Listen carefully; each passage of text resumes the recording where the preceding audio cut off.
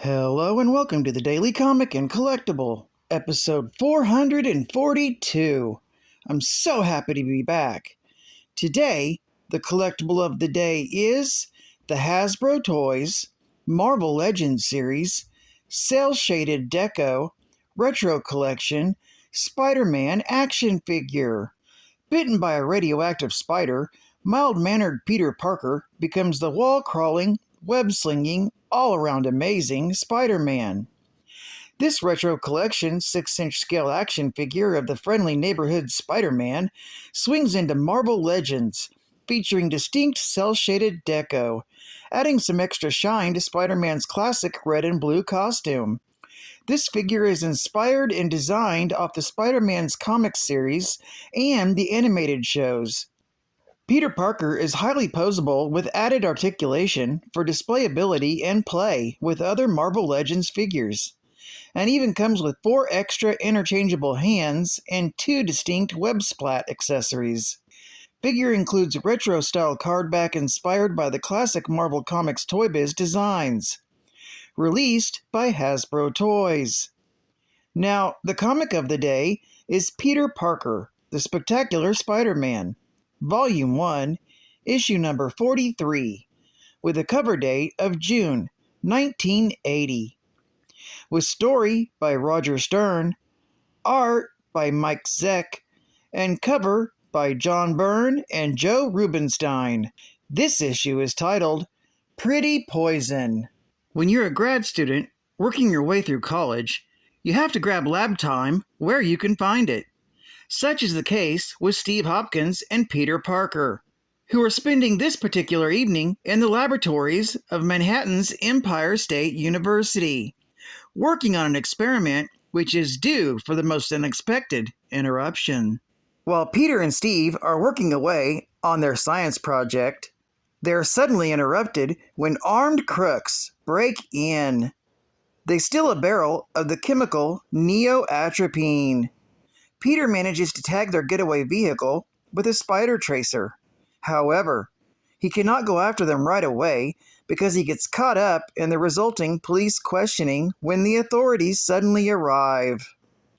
Once he finally manages to get away and change into Spider-Man, the wall crawler tracks the goons down to the penthouse apartment of fashion designer Roderick Kingsley. Kingsley is attacked by the goons and their leader, Madame Belladonna, who accuses Kingsley of stealing her fashion designs, blaming him for stealing her ideas. Spider-Man gets involved and prevents the robbery. However, Kingsley is less than enthusiastic that Spider-Man got involved. Spider-Man, knowing that Belladonna would strike at Kingsley again, he uses his press connections at the Daily Globe to report at Kingsley's latest fashion show. There, in true form, Belladonna appears to terrorize the event, and Peter changes into Spider-Man to stop her. Although he foils Belladonna's plot to steal any of Kingsley's works, she manages to escape when she slips out of her overcoat and flips on the lights when Spider-Man tries to grab her, while blinding him from the side effects of her Belladonna gas. To be continued in the next issue. Peter Parker, the Spectacular Spider-Man, issue number 44. Geek Fact. This is considered a key issue for not only being the first appearance of Madame Belladonna and her goons, Jack, Kenny, and Mo, but this issue also contains the first appearance of Roderick Kingsley, who would later become the one true Hobgoblin. Bonus Geek Fact. Peter Parker makes a passing comment of reactivating his ulcer. He was first stricken with an ulcer in Amazing Spider-Man, issue number 113, from October of 1972, thanks to the supervillain Dr. Octopus. Another bonus geek fact. Belladonna refers to Kingsley as a flaming simp, which was a homophobic slur at the time. It was used to imply he was gay. Later, in Peter Parker, the Spectacular Spider-Man, issue number 57, from August of 1981, Peter sees Roderick out with a centerfold model and remarks he never figured Kingsley as a ladies' man. At the time of this story, openly gay characters were not featured in comics yet. Advertising ad facts. The only Star Trek model kits in the universe. Beware of aliens. AMT is the only company that can make authentic Star Trek model kits. Our entire Star Trek fleet is an exact replica of the ship seen for the first time in Star Trek, the motion picture. Taking off with the USS Enterprise, it's over 22 inches in length, with an incredible 23rd century detailing, and it features operating saucer control lights, new rainbow effect panels, and special dry transfer decals. Then, we're launching the realistic new Vulcan shuttle and Klingon cruiser. All said, our Star Trek models are the best hobby kits this side of Jupiter. Only from AMI, from Star Trek, the motion picture. Live long and prosper.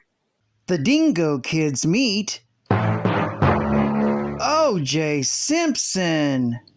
It's O.J. Simpson breaking off tackle. He's at the 40, the 30. He's going all the way. It's a touchdown. It's a total team massacre. Later, in the locker room. Wow, O.J. Simpson. Let's get his autograph. A superstar like him wouldn't notice us. Hey, with those dingo boots, you guys look like superstars. O.J., how'd you know we were wearing dingoes? Man, it's easy. Nobody puts leather together like dingo. I wear dingoes myself. I also have their driving gloves. You wear dingoes, O.J.? Sure, I've got to put something special on my feet after a great game. Hey, O.J., how about an autograph? For the Dingo Kids, you bet. Kids, get your free autograph photo of me, OJ. But remember, kids, leather shrinks when you get it in any liquid. That includes blood. It will cause leather to shrink, just like my driving gloves. Hee. And now available from Heroes World. Choose from Buck Rogers and Lord of the Rings.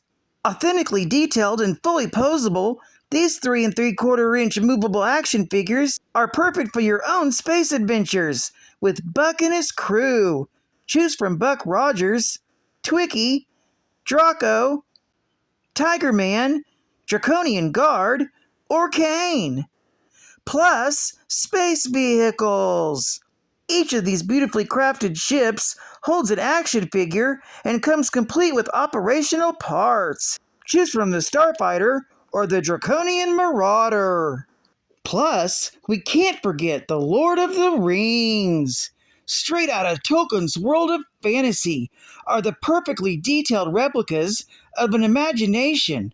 A must for every Tolkien fan. Choose from Gollum, My precious.